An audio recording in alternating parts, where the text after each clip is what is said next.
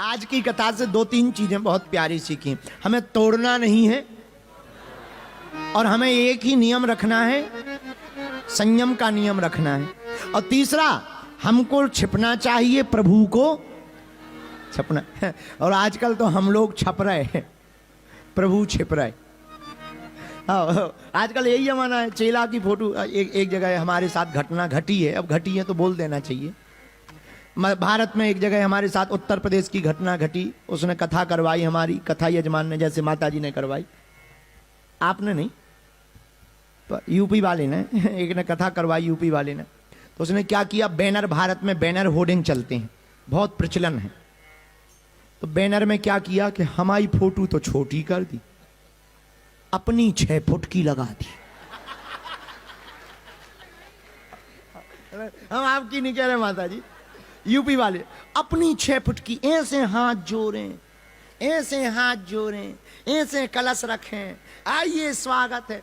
हम बिल्कुल छोटी सी चिड़ैया से कोने पे, जैसे ट्विटर की चिड़ैया हो। हम रात को अपनी गाड़ी से अपने ये झींका मंजीरा वाले बचाने वाले बच्चे बैठा के जा रहे थे, सीताराम सीताराम सीताराम। हमारी बैनर पे नजर गई, हमें लगा कोई नेता आ रहा है, बहुत बड़ी बड़ी फोटो हैं, जूता पहने, हाथ जोड़े, हमें लगा कोई नेता है। ऊपर देखा बागेश्वर धाम सरकार के स्वागत में। अरे हम कहा गाड़ी रोक, और हमने उतर के देखा कथा यजमान 6.5 फीट का बैनर में, हम एक कोने में आउट ऑफ एरिया किनारे की तरफ छोटे से ऐसे, उसके नीचे लिखा था कथा व्यास बागेश्वर सरकार। जैसे ही हम घर गए तो वो यजमान बोला, गुरुजी आइए आइए। हम कहा क्या खाक आइए, अब आप ही आप आ गए, अब हमारा क्या करोगे। बोले नहीं नहीं नहीं, आइए आइए। हम भीतर गए, उसने प्रणाम किया, आरती की। हमने कहा कल्याण हो चेला। धीरे से बोला तैयारी कैसी लगी। हम कहा बहुत गजब, पर एक बात बताएं, हाँ आपने रुपया बहुत खर्च किया, बैनरों में हमारी फोटो छपाने की क्या आवश्यकता थी।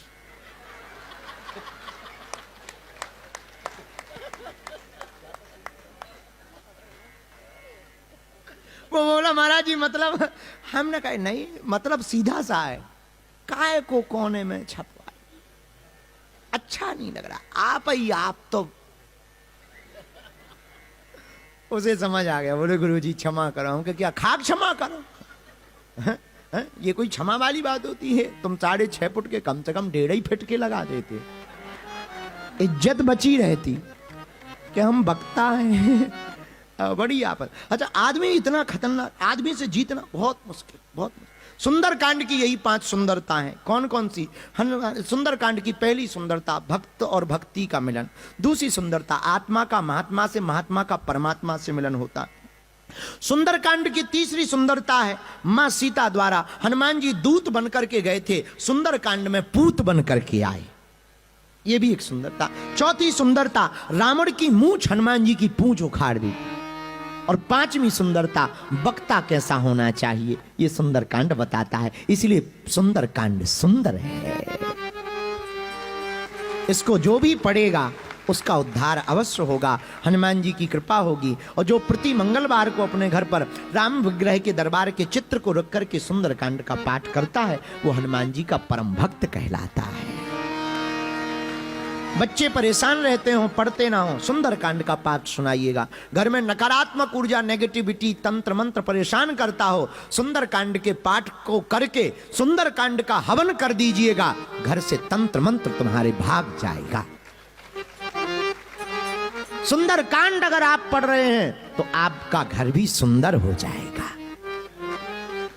यौवन संपन्नता के लिए, जीवन में प्रत्येक संपन्नता को प्राप्त करने के लिए कोई भी साधक अगर अपनी जिंदगी में आने वाले काम में बाधक कोई बाधा बन रहा है, उस बाधा को मिटाने के लिए सुंदरकांड का अगर आधार लेता है, उसकी बाधा हट जाती है, हनुमान जी की कृपा प्राप्त हो जाती है। इसलिए सुंदरकांड सुंदर है, सुंदरकांड। लेकिन हम लोग भी बहुत कम खतरनाक थोड़ी हैं। हम लोगों को, अच्छा बुरा न मानना, आप लोग तो बहुत पढ़े लिखे हो, झंझट नहीं पालना चाहिए। क्या नहीं पालना चाहिए? झंझट। हम लोग झंझट ही पालते रहते कामों में, पड़ोसी में। रिश्ते बनाना सरल है, निभाना बहुत कठिन है। एक बहुत ऊंचे तार्किक कहते थे, रिश्ते कम बनाइए साहब, पर जितने बनाइए उतने निभाइए। रिश्ते कम बनाइए पर जितने बनाइए उतने निभाइए, वरना रिश्ते मत बनाइए। हम लोग रिश्ते और भाई साहब ब्रदर हो, ब्रदर, भले ही भाई जो है संकट में जूझता रहे तो कहने को भाई, काम भाई जैसे नहीं। इसलिए हम लोग झंझट पालते हैं, झंझट नहीं पालना है। हम लोगों को प्रसन्न रहना है तो झंझट कम, बुरा मत मानना। ऊंचा उड़ना है तो सामान कम रखिए, जिंदगी में प्रसन्नता चाहिए तो अरमान कम रखिए। इससे याद आया, एक बात और याद आई, फिर प्रश्नोत्तरी करेंगे। एक महात्मा मरे तो अपने चेला को कह गए, बिल्ली मत पालना। क्या ना पालना? बिल्ली मत पाल। अपने चेला को कह गए। तो चेला बड़ा परेशान कि बिल्ली क्यों ना पाले। तो एक दूसरे महात्मा से पूछा कि बिल्ली क्यों ना पाले। बोले दरअसल तुम्हारे गुरुजी के साथ एक घटना घट गई थी, इसलिए तुम्हारे गुरुजी ने ठीक कहा, बिल्ली मत पाल। क्या क्या घटना घटी? बोले तुम्हारे जो गुरुजी थे वो बड़े फक्कड़ थे, जंगल में रहते थे। जब वो गांव में भिक्षा भोजन मांगने के लिए जाते थे, उस वक्त तुम्हारे गुरुजी की झोपड़ी में चूहा बहुत रहते थे। वो क्या करते थे, गुरुजी का लंगोट काट देते थे।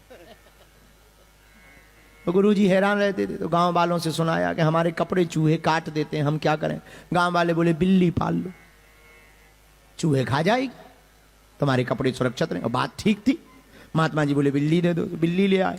अब बिल्ली रही, अब बिल्ली को तो दूध चाहिए। तो बिल्ली चूहे तो खा गई, लेकिन अगर नहीं दूध देंगे तो वो मर जाएगी।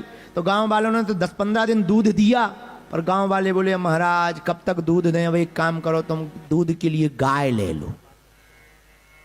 महात्मा जी बोले अब बिल्ली रखना है तो गाय चाहिए, गाय ले ली। बोले गाय ही ले आओ। अब जब गाय रख ली तो चारा भी तो चाहिए, क्योंकि बिल्ली को दूध चाहिए, बिल्ली को दूध चाहिए तो गाय चाहिए, और गाय को अगर जिंदा रखना है तो चारा। गांव वाले बोले हम चारा कब तक ला के दें? एक काम करो, ये खेत है इसी में चारा बोना शुरू कर दो। महात्मा बोले ठीक है। अब 1-2 महीना चारा बोया, भजन कम, चारे में ज्यादा लग गए। घास फूस, फिर गाय को पानी पिलाना, फिर बिल्ली, फिर दूध निकले, फिर बिल्ली को पिलाना, फिर बिल्ली चूहे खाए। महात्मा बोले ये तो बड़ी झंझट हो गई। गांव वालों से कहा कि भाई ये तो बहुत बड़ी झंझट है। गांव वाले बोले महाराज अब हम साथ नहीं दे सकते, एक उपाय है। क्या? गांव में एक विधवा औरत है, उसको रख देते हैं, वो सेवा करेगी, उसका भी कोई नहीं है और आपको भी सेवादार नहीं चाहिए। महात्मा बोले चलेगा। जब गाय आ गई, बिल्ली आ गई, तो एक विधवा औरत, वो पहले तो सेवा करती रही गाय की, फिर धीरे धीरे महाराज जी की सेवा शुरू हुई। मामला फिट हो गया। और जब मामला फिट हो गया तो बच्चे हो गए।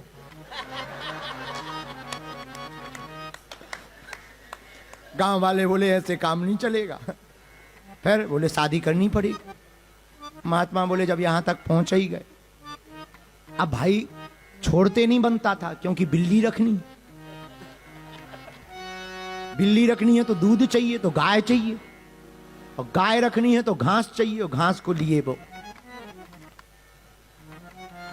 अब जब बच्चे हो गए तो शादी हो गई, शादी हो गई तो फिर ये मरे, तो फिर चेला से बोले बिल्ली मत पालना।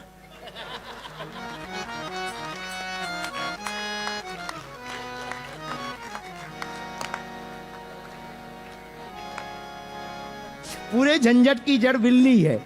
इसलिए ये बिल्ली की तो कहानी है समझाने के लिए आपको, पर इसके पीछे हम तुम्हें समझाना कुछ और चाह रहे हैं। हम तुम्हें पीछे ये समझाना चाह रहे हैं कि तुम झंझट मत पालना। झंझट पालोगे तो बढ़ोगे।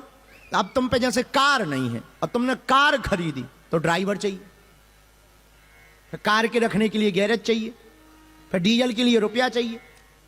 झंझट ही मत पालो, कैब बुक करो, जय बजरंग बली, चलो चाहे जहां।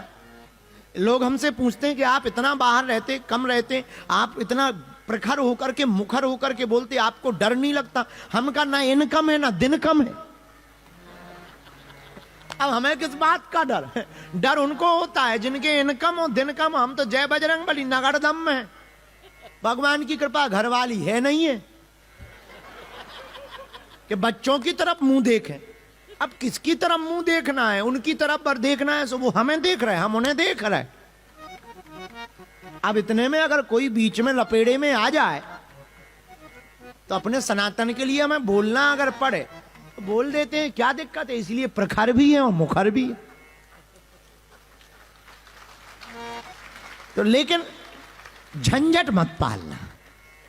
जिनके झंझट हो गए वे सहो, क्योंकि उसे तो ब्रह्मा जी भी नहीं बचा सकते। हम तो दूर की बात है। कुछ लोग तो घरवाली के चक्कर में ही हंसते हैं। वो बगल में बैठी होती है, उसको देख के हंसते हैं कि वो हंस रही कि नहीं हंस रही।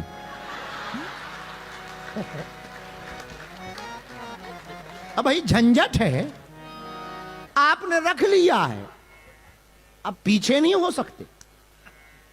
अब हम आपकी बुराई नहीं करेंगे क्योंकि हमें 2 दिन अभी रुकना भी। हम बुराई नहीं कर सकते। जय हो हनुमान जी महाराज, जय भजन। तो जिनके झंझट हो गए वो तो ठीक है, जिनके नहीं भाई वो सुन लो, झंझट मत पालना। नहीं तो महात्मा की दुर्दशा सुन ली तुमने, उनने तो बिल्ली पाली थी। तुम झंझट मत पालना, वरना कोई नहीं बचा सकता। हमारे प्रवचन तो बचा ही नहीं सकते।